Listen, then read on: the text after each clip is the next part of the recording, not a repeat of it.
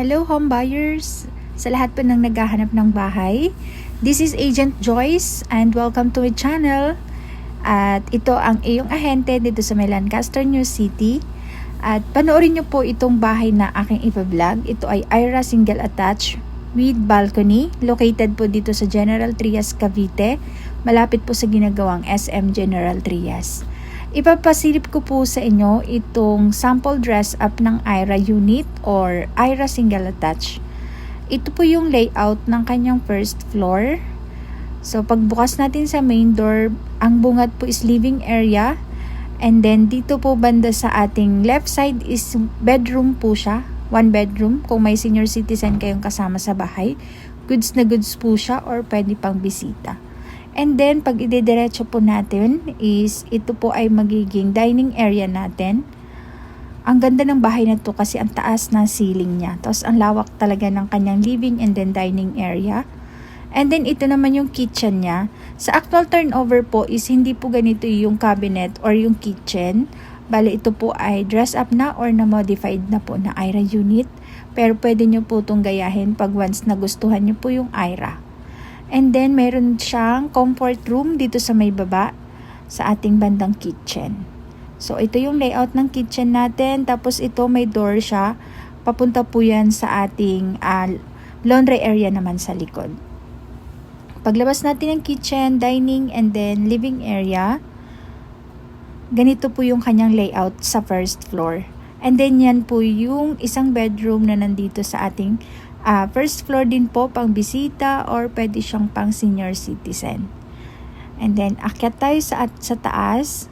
Kung mapapansin nyo, yung pinakahagdan po is nasa gitna po siya ng bahay, which is good naman siya kasi na-maximize po yung space po ng ating house. And then, dito tayo sa ating second floor. Grabe, ang laki po ng bedroom. Ito po yung ating master's bedroom. Actually, pwede pa to siya gawing dalawa pero ito ay intended talaga siya sa malaking bedroom po.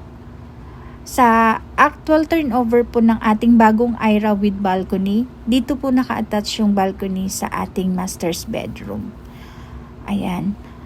And then yung toilet and bath or comfort room po nitong Aira sa second floor is napakalaki din po niya. And then, dalawa po yung pinto nito. Dito sa master's bedroom and then may access po yung kabilang room. So, ayan. Malaki po yung ating comfort room dito. By the way, si Aira single attached po ay 120 square meter yung lot. And then, yung floor area ng buong bahay po is nasa 80 square meter naman siya. And then, ito po yung pangatlong room dito po sa second floor.